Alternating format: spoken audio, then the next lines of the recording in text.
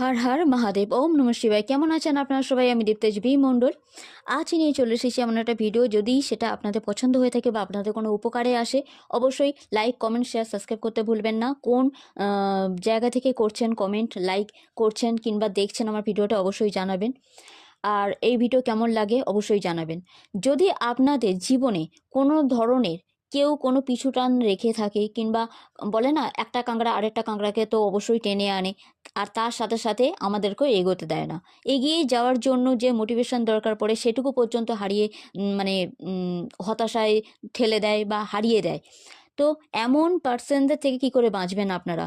এমন ভালো মুখোশধারী মানুষদের পিছনে খারাপ মানুষদের থেকে বাঁচার একটাই উপায়, সেটা হলো কি, আপনারা যদি জীবনে খুব বেশি হতাশায় ঢুকে থাকেন, তাহলে একটু বিশ্বাস করুন, এই উপায়টাতে দিয়ে আপনারা আপনাদের কাজের জায়গায়, কর্মক্ষেত্রে কিংবা জীবনের যে কোনো ক্ষেত্রে আপনারা তাদেরকে পরাস্ত করতে পারবেন। আপনারা কি করবেন? আপনারা মনে মনে জপ করবেন প্রত্যেক দিন। আপনারা যখন পারেন তখন করতে পারেন, লেডিসরা পিরিয়ডেও করতে পারেন, কোনো ব্যাপার না। কিন্তু জপ কি করবেন? জপ করবেন octopus, octopus, octopus, octopus, octopus, octopus. অবশ্যই মনে মনে জপ করবেন, মুখে একদমই না। আর এটা যত পারবেন ততবার করতে পারেন, তবে কম করে 21 বার অবশ্যই। 51 বার, 108 বার, আপনারা যা পারবেন তাই করতে পারেন। তবে এটা একটা সুইচ ওয়ার্ড, বিশ্বাসের সাথে করলে আপনাদের শত্রুও হার মানতে বাধ্য। সো গড ব্লেস আস।